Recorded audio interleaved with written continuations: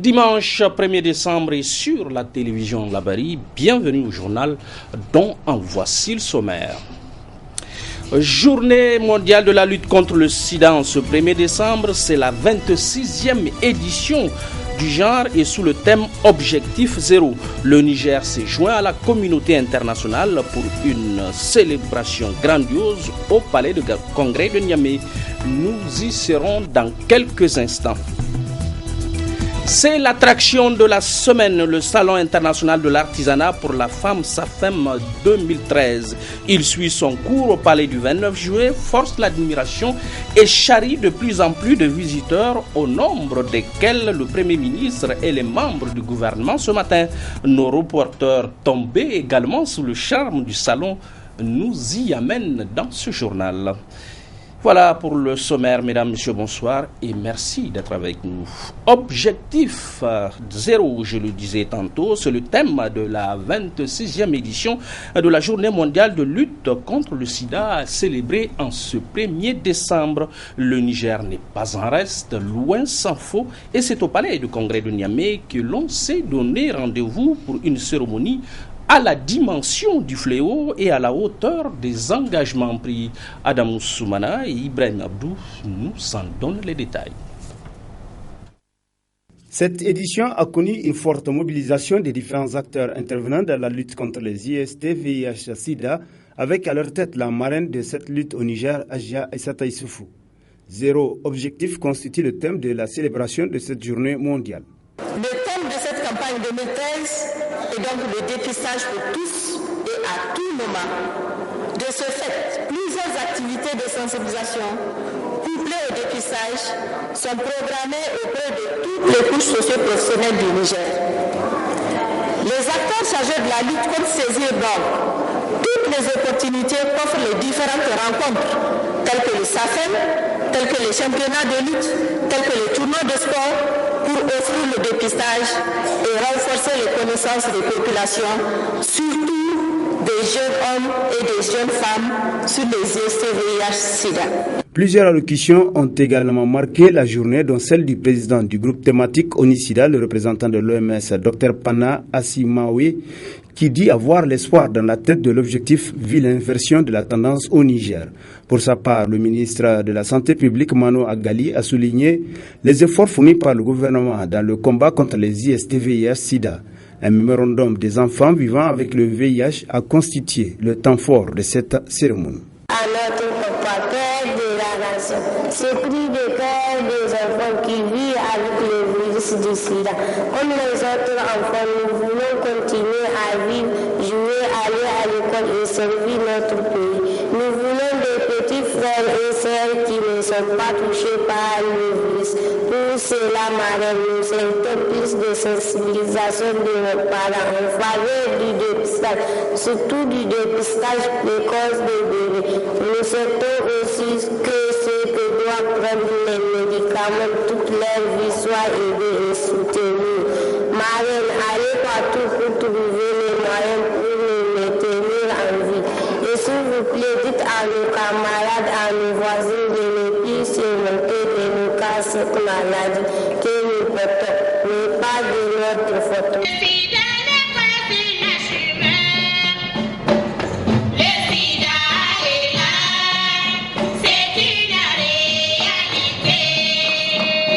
Procédant au lancement de la campagne, la première dame a indiqué que beaucoup reste à faire dans le combat quotidien contre le sida et s'est engagée à s'impliquer davantage dans cette lutte. Malgré le bon résultat que nous sommes en train d'enregistrer, globalement dans la réduction de nouvelles infections et du nombre de personnes sous traitement, nous ne perdons pas de vue les défis qui persistent et qui ne permettront pas d'enrayer radicalement l'épidémie dans notre pays.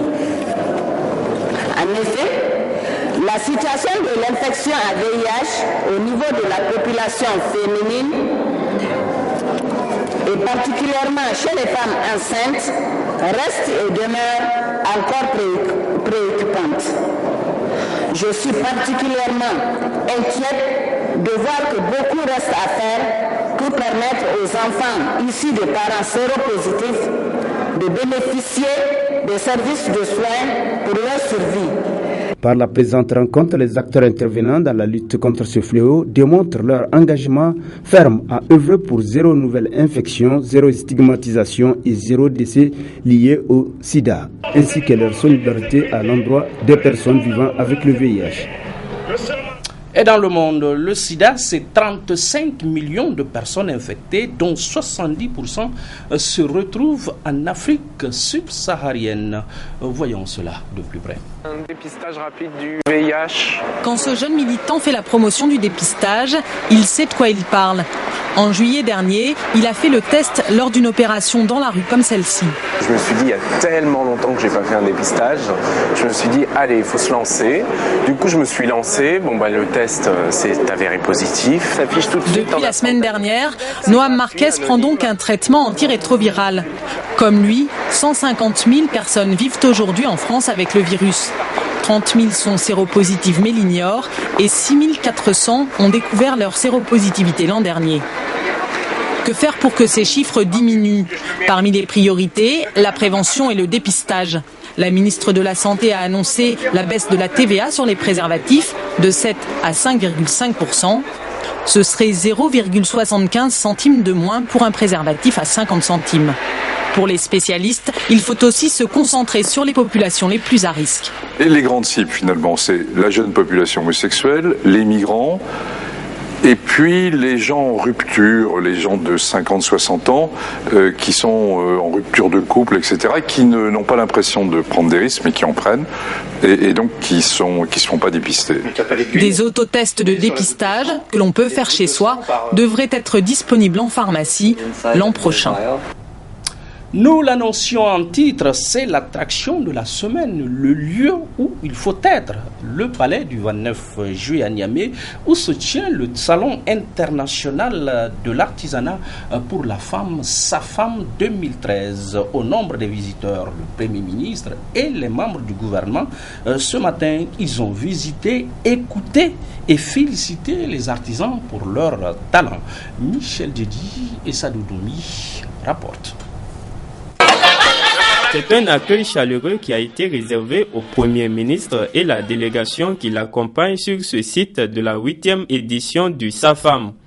Occasion pour le chef de gouvernement Brigitte Raffini de constater de visu le bon déroulement des activités et de toucher du doigt les potentialités culturelles et artistiques de la région phare de ce salon.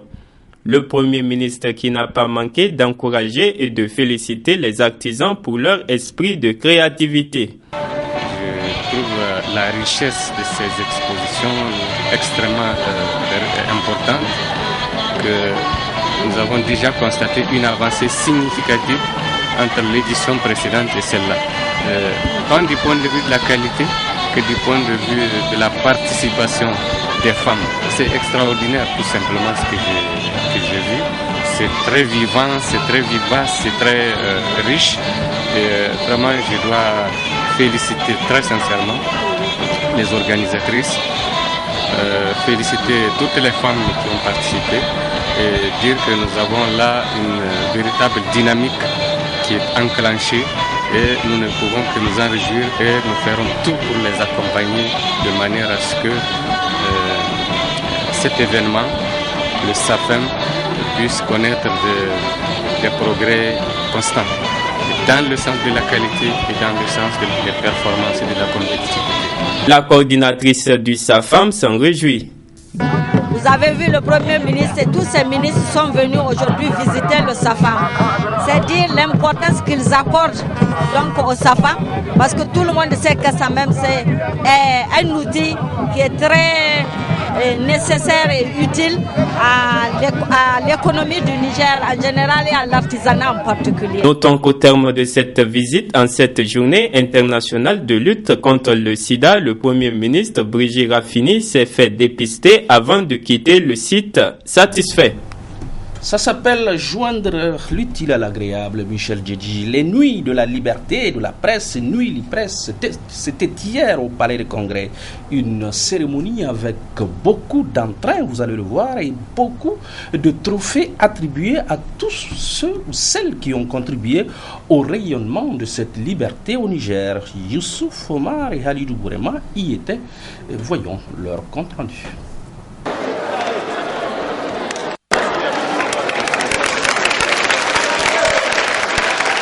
Pour cette cérémonie, Nuit li Presse honore les personnes qui ont marqué d'une empreinte indélébile l'évolution de la liberté de la presse au Niger. Parmi ces personnes, le Premier ministre Birji Rafini, l'ex-ministre de la Communication Salifou Labobouché ou encore le général des corps armés Salou Djibo. Toutes ces personnalités ont reçu chacune un trophée. Nous avons tenu à distinguer notamment son Excellence, Monsieur le Premier ministre Birji Rafini, qui a donc énormément contribué aujourd'hui, comme vous le savez, à la signature de la charte pour la visibilité des femmes dans les médias.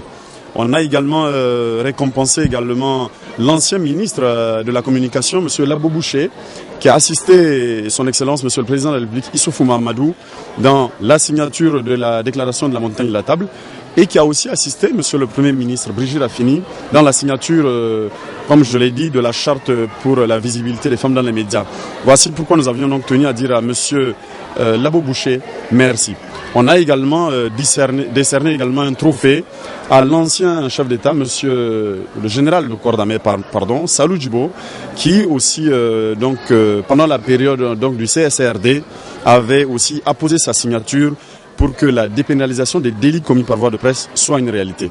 Il n'avait pas prévu de discours pour la circonstance, mais parce que les honneurs qu'on lui a rendus l'ont marqué, le Premier ministre a tenu quand même à dire du bien de cette initiative révolutionnaire, fruit de Salim Zangui. Le Premier ministre poursuit en rappelant aux journalistes qu'une liberté d'expression s'arrête là où celle des autres commence. Autrement dit, liberté de presse, oui, mais il ne faut pas enfreindre l'ordre. Humiliation, assassinat, souffrance des journalistes du monde entier. Pleine à craquer était la grande salle du palais de congrès. Le public a eu droit aussi à des moments de détente à l'occasion de cette cérémonie des nuits de la liberté de la presse.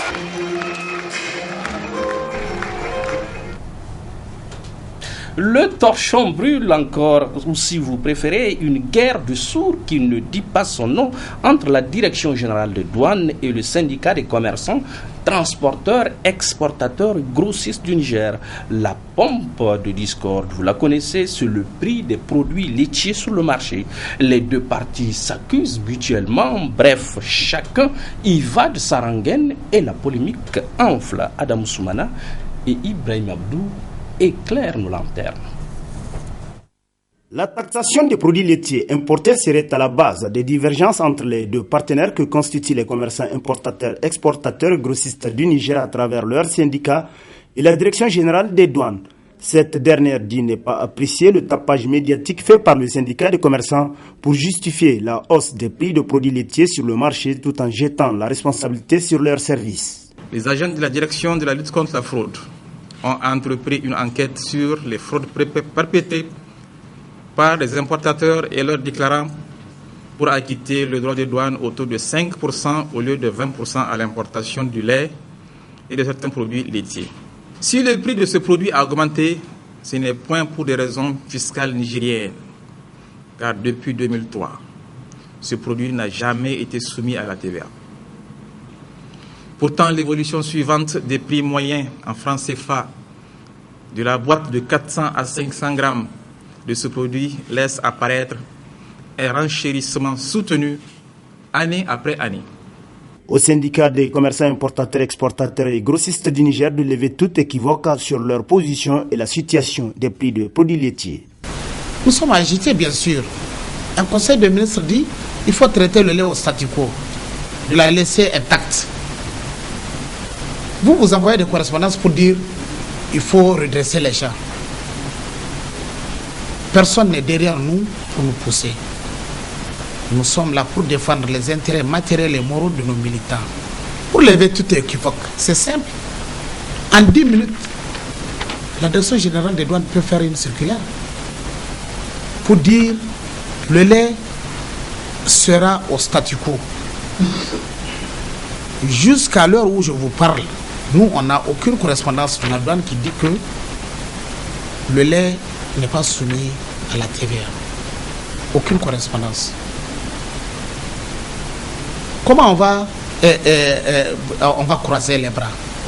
Le Conseil des ministres dit et la douane dit autre chose. Quoi qu'il en soit, ces deux partenaires condamnés à travailler ensemble doivent trouver un terrain d'entente et cesser la bataille médiatique afin d'éviter la répercussion des conséquences de cette situation sur les pauvres citoyens.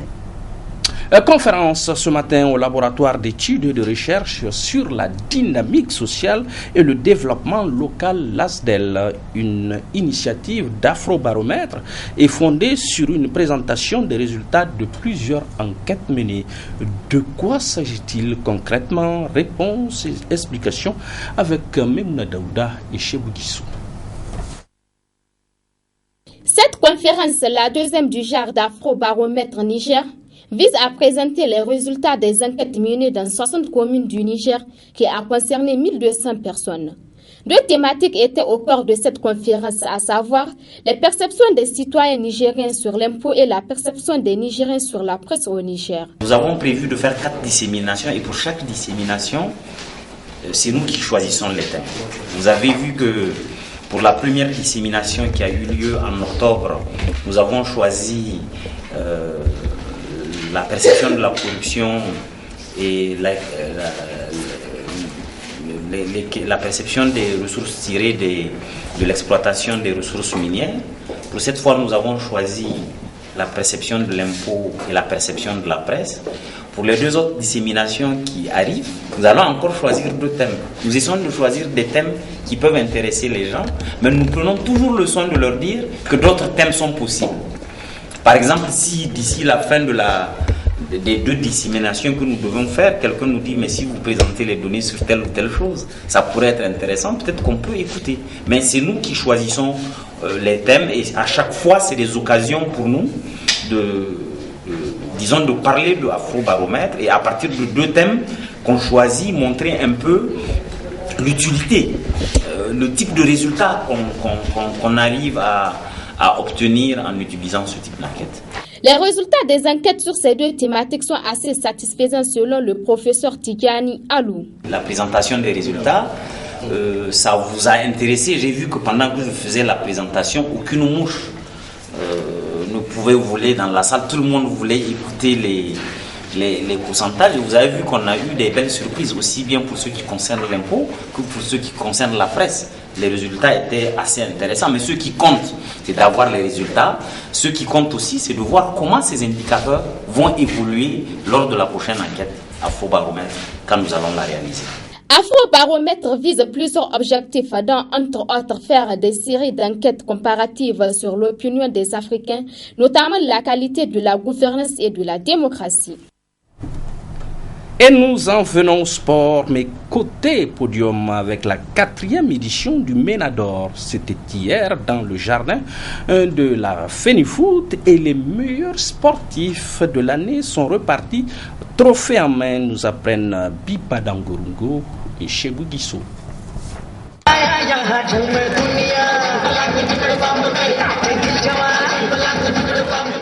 C'est une cérémonie qui a permis de récompenser les meilleurs joueurs de cette 4e édition du Ménador. Nous sommes très heureux de réaliser cette édition pour la 4e fois. Nous sommes d'autant plus heureux qu'entre-temps, nous avons réussi de belles prouesses dont nous sommes tous fiers au Niger. Nous avons été champions de l'UEMOA, nous avons été 2 fois à la CAF, nous avons été au CHA. Nous sommes donc fiers de ce qu'ensemble, nous avons pu construire un tel palmarès pour le football nigérien. Je voudrais donc à ce niveau, sincèrement remercier les acteurs de football, ceux qui se battent au niveau des clubs de 2-2 avec des maigres moyens, ceux qui se battent au niveau de 2-1 pour faire en sorte que les clubs fonctionnent et jouent. La Fenifoot qui a amélioré le championnat et créé des infrastructures de qualité, l'État qui nous a soutenus massivement et avec beaucoup de moyens, et l'ensemble des citoyens nigériens. Parce que vous savez qu'ensemble ici, nous avons réalisé un grand téléthon qui a porté notre équipe nationale à la carte. Donc à toutes et à tous, merci encore une fois pour cet élan et je pense qu'ensemble encore on peut faire de belles aventures. Cette cérémonie, en tout cas qui s'intitule le Ménador, récompense en tout cas ceux qui se sont illustrés la saison dernière. Cela contribue, il n'y a pas l'ombre d'un doute, donc à développer notre sport en général et notre football en particulier. Aux récipiendaires, donc je les exhorte à persévérer pour le triomphe de notre football. Le MENA d'or est une véritable occasion pour la FENIFOOT de témoigner de sa reconnaissance à l'endroit de tous ceux qui œuvrent pour le rayonnement du football nigérien. Le roi de la rumba congolaise, Pascal Taboulé, alias Seigneur Rochero, s'est éteint hier samedi à Bruxelles à la suite d'un accident vasculaire cérébral.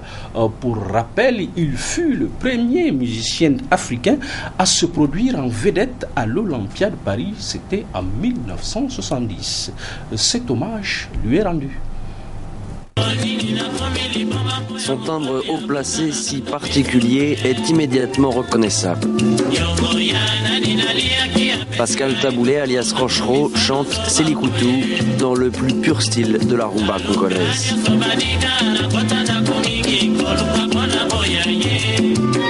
Né en 1937 dans une province frontalière de Kinshasa et père du rappeur français Youssoupha, le prince Rochero s'est imposé dans les années 60 comme l'un des plus grands ambassadeurs de la rumba dans le monde. Selikoutou piangazina sokio lobia solo na kopesa yo nyonso letu sokio lobia solo. Ça c'est vraiment du Rochero avec Moujos, parce que Rochero, une des caractéristiques de Rochero, c'est qu'il a formé avec tous les grands musiciens du Congo, les grands chanteurs, des duos vocaux d'enfer. Il fut en 1970 le premier musicien africain à se produire en vedette à l'Olympia à Paris. Sur scène, il est accompagné de ses rocherettes, comme Claude François avait ses Claudettes.